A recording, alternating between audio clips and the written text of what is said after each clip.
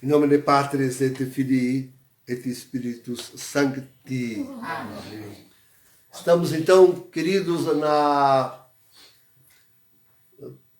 quarta-feira da segunda semana de Páscoa. Celebrando essa missa quase modo já, a semana inteira, né? Semana toda. E hoje nós podíamos nos deter um pouco sobre o mistério da igreja. Que grande mistério. Apreciar um pouco quão grande é o mistério da igreja. Veja, queridos, já me impacta na epístola aquela palavra. Não, vejam, é tremendo, é grande, é imenso.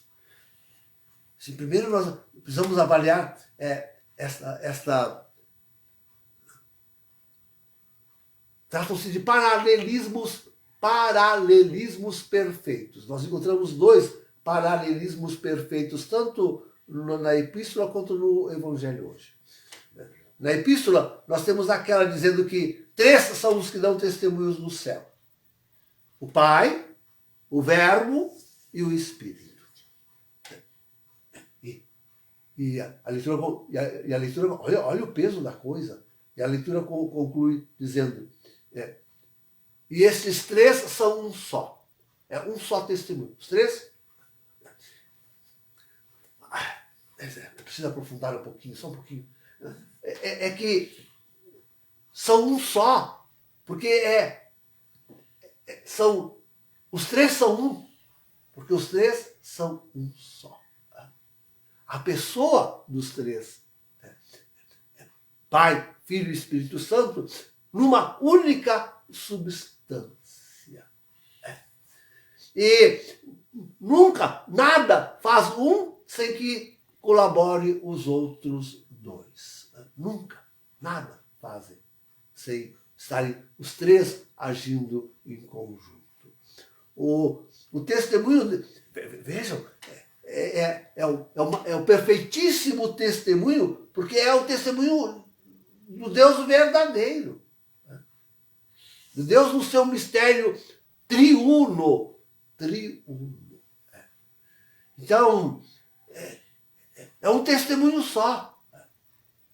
E quando nós olhamos Cristo na sua paixão, Cristo na cruz, Cristo na sua ressurreição, e ali em toda esta obra estão os três. Os três estão dando o mesmo testemunho.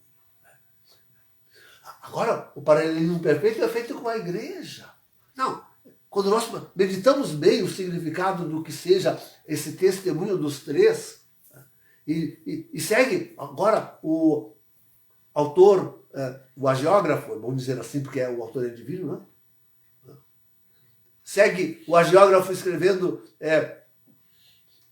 que na terra também são três os que testemunham. No céu, três. Agora na terra, três.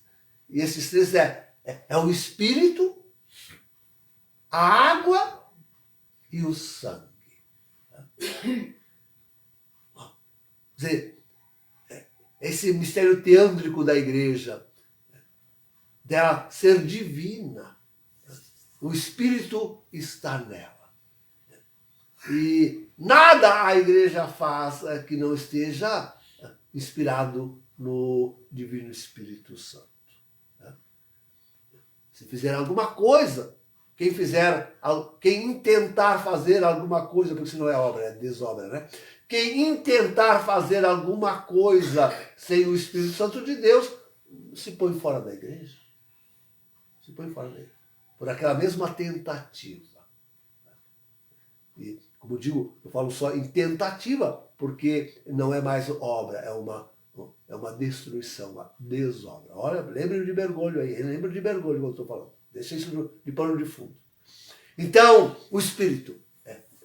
O Espírito é o primeiro citado e é tão importante. Mas depois vem a água. Vem a água. Lembram que nós dizíamos que a água, aquela primeira água que se trata nesse mesmo texto, né? Aquela primeira água de que falávamos, não era o batismo, nem a água que sai do coração de Jesus. Lembra que eu dizia isso? Mas é a própria humanidade do Senhor. Agora, esta água é o batismo. E é a nossa humanidade, é a nossa humanidade lavada. A nossa consciência transfigurada pela presença, pela comunhão com Deus no batismo. Feitos filhos de Deus no batismo. Aqui já se trata da igreja. Esta água é a igreja. A igreja, com tudo aquilo que ela opera, tão humana quanto Jesus era humano. E contudo nela opera o Espírito. Não esquecer nunca esse detalhe. Tá? Contudo, nela, em toda esta humanidade, opera o Espírito. E o terceiro elemento, o sangue. Dizemos de Jesus que era o sangue a efusão do sangue que o divinizou. Tá? E, nesse sentido, vê bem a teologia mais profunda, vê bem na própria cruz a ressurreição de Jesus. A dizer que na cruz Jesus não morre, ele ressuscita. É a vida que vence a morte. E por isso tantos místicos e a própria igreja do credo coloca que Jesus morto vai imediatamente aos ínferos. Segue o seu trabalho de evangelização. Vai resgatar os irmãos, aqueles que já tinham partido. Realiza a promessa feita agora mesmo na cruz ao seu companheiro. Hoje estarás comigo no Pai. Vai buscá-lo. Já vai buscá-lo. Já vai buscá-lo. Imediatamente. Então, se isso assim dizemos de Cristo, agora devemos dizer da igreja. Certamente é o testemunho de sangue o maior, o martírio. E é por isso que a igreja considera, e o processo de canonização é tão simples, porque se for martirizado pela fé, está imediatamente no céu. Não tem purgatório, não tem, por passada que seja a sua vida. Não tem, vai direto para o céu, porque dá o testemunho na efusão do sangue, o testemunho perfeito, na efusão do sangue. E tantos outros místicos querem fazer um paralelismo também perfeito entre a efusão do sangue no martírio e o amor vivido até o esgotamento, até o último alento. Lembrem-se de Maria. Lembrem-se de Maria. Talvez o melhor exemplo é o martírio de Maria. Martírio de amor. E por isso a sua assunção em corpo e alma. Olha, a que perfeição não chegou o amor. A que perfeição não chegou este martírio em Maria. Então, queridos, esse é o paralelismo perfeito. Um testemunho no céu e um testemunho na terra. Aliás, paralelismo perfeito, eu dizia, encontramos também no próprio Evangelho. E é tão simples de identificá-lo. Assim como o Pai me enviou, eu vos envio a vós. Feito o paralelismo simples, Jesus é tiro e queda, né? Não precisa dizer muitas palavras. Né? Assim como o Pai, assim eu. Pronto. Feito o paralelismo perfeito. De forma que, assim como a gente devia reconhecer em toda a história de Jesus, e nós a resumimos, já falamos nisso também, os evangelistas a resumem sobretudo na sua paixão, morte e ressurreição, na sua Páscoa. Assim como ali está resumido todo o mistério da vida de Jesus, da obra de Jesus, do testemunho de Jesus. Está resumida ali a sua pregação. Ai, quem ouve o sermão das 7 palavras, que pregação mais completa, profunda. Quem ouve a pregação de Jesus na sua paixão, no seu julgamento, né? Não faltam os milagres. Né? Lembrar de São Longuinho, que recebeu aquela chuva e ficou curado. Né? Não falta a expulsão dos demônios, porque a cruz é um lugar de excelência da qual os demônios fogem e temem. Né? Não falta a vida, a preocupação pela vida, porque é ali que Jesus constitui a igreja e a entrega à sua mãe e sua mãe a ela. Né? E tudo, enfim, a plenitude da vida, que é a ressurreição, né? Da qual nós estamos tratando. Então, todo o mistério de Cristo, desde a sua encarnação humana, a pregação, tudo está ali no mistério da sua paixão, morte e ressurreição. Então, é também no inteiro mistério da igreja que nós podemos receber o testemunho de Deus. O testemunho que nos converta, que nos salve. Porque esse é o testemunho de Jesus, do Pai e do Espírito Santo, é operar a salvação dos homens. É isso que faz na sua Páscoa, paixão, morte e ressurreição. Opera a salvação dos homens. Esse é o maior e grande milagre que Jesus, o Pai e o Espírito Santo operam com o seu testemunho. Agora, essa é a operação da igreja, esse é o seu testemunho também.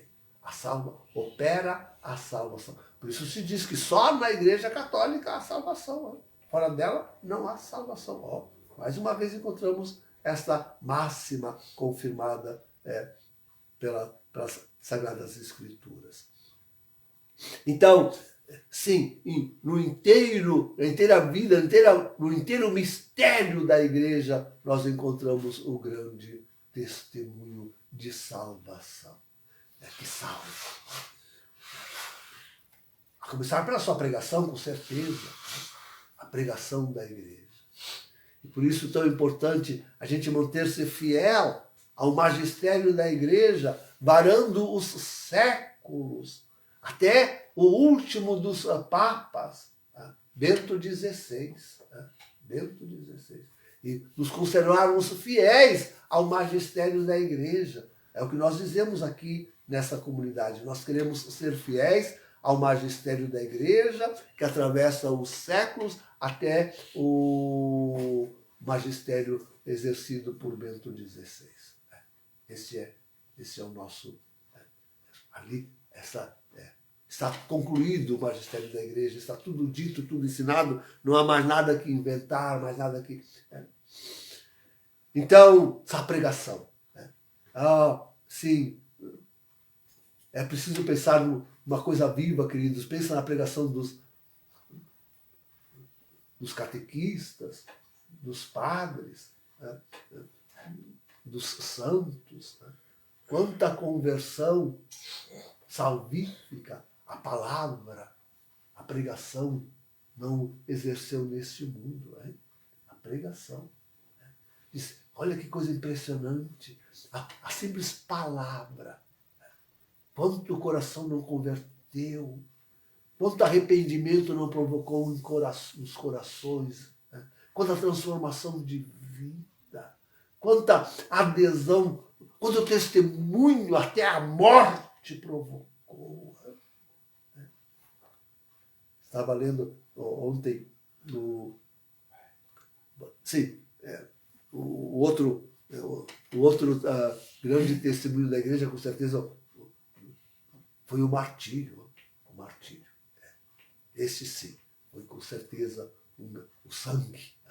Foi um grande testemunho salvífico da igreja. Estava ainda vendo ontem a história de um casal com 2 filhos que, agora, uma coisa recente, moderna, foram sendo soterrados pelas máquinas, pelas escavadeiras, lentamente, e os soldados ali exigindo a renúncia da fé, da religião católica, e as crianças com medo, e os pais incentivando, até que primeiro as crianças foram sepultadas, mais baixinhas, né? E depois vai indo até chegar ao maior, o pai, e toda a família sepultada, ali assistindo uma multidão, né? Uma multidão. Diz que daquela multidão nenhum escapou. Todos se converteram. Inclusive os operadores das máquinas, que, ao receber aquele testemunho, aos poucos, na própria vida, cada um deles se converteu. É o testemunho de martírio da igreja que até hoje, aí quanto se dará agora? Quanto não se dará? Não se está dando e não se dará agora com os grandes eventos. Quanto martírio. Porque isso tudo veio por ódio à religião, por ódio a Deus, por ódio à fé, por ódio ao testemunho. Tudo isso que estamos esperando veio por ódio a isto. E é a igreja dando testemunho forte, testemunho martirológico. Então, salvação, querido, quanta salvação, quanta conversão nós esperamos de tudo isso. Bem, tantas obras salvíficas, não podemos esquecer a oração, na qual se ressalta, sem dúvida, a Eucaristia, o batismo, o perdão dos pecados. Pense naqueles grandes confessores, quantos não... Pense num Curadars, pensa num Padre Pio de Pietrelcina. Quanta conversão na confissão. Confissão. E quantos não tiveram realmente sede por aquela água lustral que caísse sobre si. Ontem ainda eu via também adultos neste ano sendo batizados, loucos para serem purificados na sua consciência, na sua alma.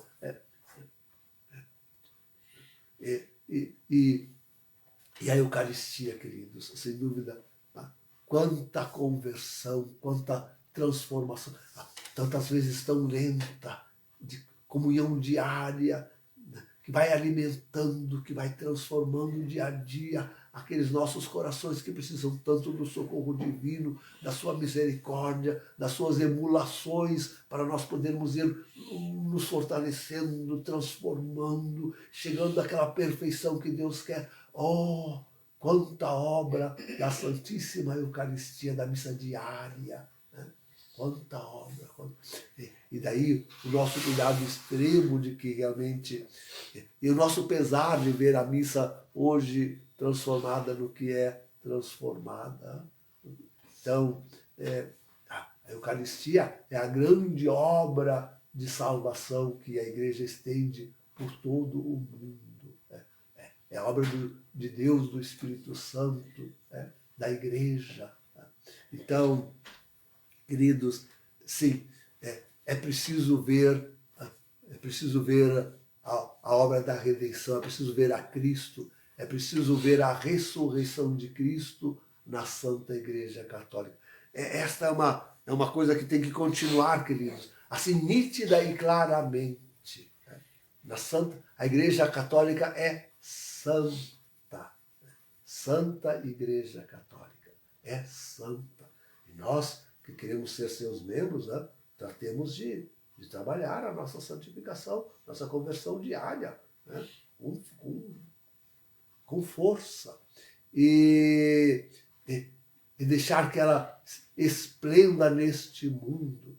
Já o disse, já o falei, tanto testemunho está sendo dado, apesar de tudo, apesar da contra-igreja de Jorge Mário Bergoglio, há um testemunho imenso da Santa Igreja neste mundo. Nós somos elegidos por Deus como os maiores, só pelo desejo da nossa fidelidade à Santa Igreja Católica.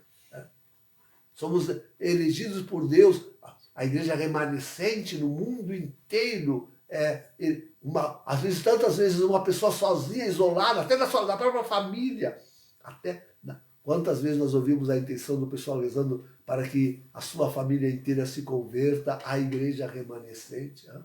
Ouvimos tantas vezes essa intenção diariamente na Santa Missa. Então, sim, confiamos que aquele último terço que restará, né, será esta igreja santa, gloriosa e que dá o testemunho uníssono com o Espírito Santo de Deus, né? Com os mártires, com os santos, e faz voltar, né? Como que na força da própria santidade, faz voltar o testemunho daquele que é um no céu, tornar-se um único testemunho celeste, né? Até nos transformarmos todos num único testemunho celeste. Aquele testemunho do Pai, do Filho, do Espírito Santo e de nós neles. Testemunho de nós neles. Em nome do Pai, do Filho e do Espírito Santo. Amém.